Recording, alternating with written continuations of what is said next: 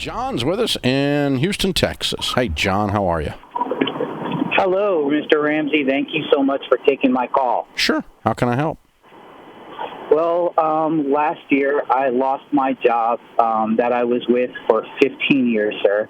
And over the course, I got myself extremely mentally depressed. And I have accumulated over $90,000 in credit card debt, sir.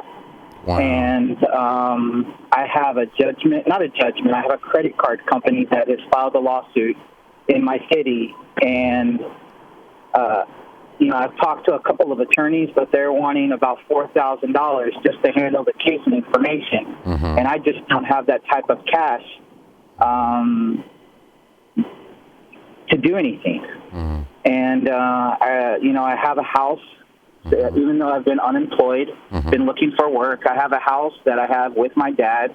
My dad collects Social Security. I'm living with him. And I just really don't know how to pull myself out of the bad choices that I made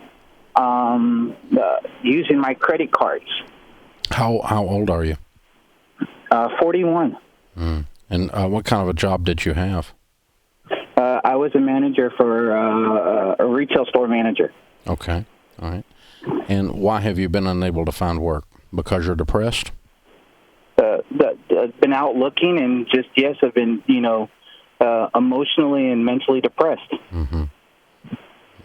Well, it's hard to be energetic and be your best self when you're suffering from depression, and so it makes the energy level for the job search low, and then it makes the interview underperform both. Is that true? Yes, sir. Yeah, and yet the very thing that solves all of this is an income. Correct. But I have. Are you doing anything to earn any kind of money? Just working online part time. A couple of $100 a month. So you're pretty well living off your dad's Social Security then. Yes, sir. Okay. All right. Have you seen a counselor? No, I have not. Are you a member of a church? Yes, I am. Okay. Okay. The interesting thing is that it's a chicken and egg problem. I'm not a mental health professional. Okay, I'm just a guy. I have the 30 years of experience of coaching people in the financial world, and oftentimes I run into folks that are struggling from depression, and the depression is aggravated by the financial problems, which then aggravates the depression, or the depression's aggravated by the financial problems, which then aggravates the job situation, the income situation, and that makes that worse. And so it's kind of a spiral downward. Like the job gets worse, so the depression gets worse, so the financial gets worse, so the job gets worse, so the financial gets worse, so the depression. You see what I'm saying? And so we have to stop. Sir. We have to do something to drop a bomb in the middle of that spiral and start going the other direction. Okay. So first things first. Your worst case scenario with the credit card debt is that you would file bankruptcy. Your next worst case scenario with the credit card debt is that they would sue you and actually win. The good news is you live in Texas. You have homestead laws there. They cannot put a lien on your personal residence as a result of consumer debt and a lawsuit. They also cannot garnish wages in Texas. So the bottom line is they're going to get nothing. They're a dog running around the bottom of the tree barking, and you're safely up in the branches. Okay? So what about, can they garnish the wages out of my bank account? You'd have to check an attorney in Texas, but you don't have any money in your bank account.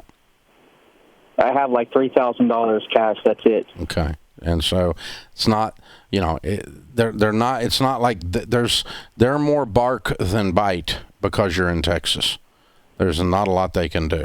Okay, you can check an attorney. I'm not one, but that's what you're going to find. You can actually do a little Google search and start to find out what they're able to do in Texas, and it's going to be nothing. That doesn't fix your problem, though. Let's pretend the debt went away completely.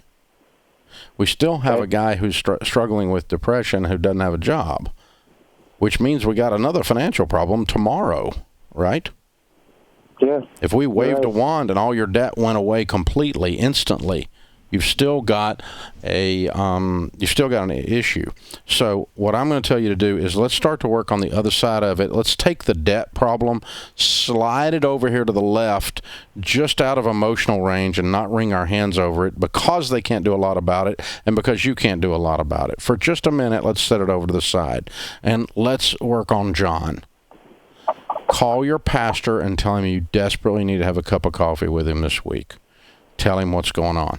Sit down with someone in your church and get some men around you that will care about you and will walk with you through this process.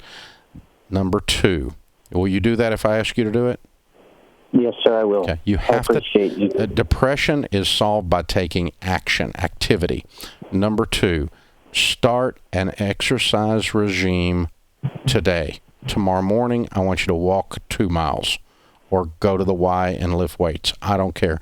Start doing something where your heart rate goes up because it releases adrenaline into your bloodstream, proteins, endorphins into your bloodstream, which is not the salvation for depression, but it does help.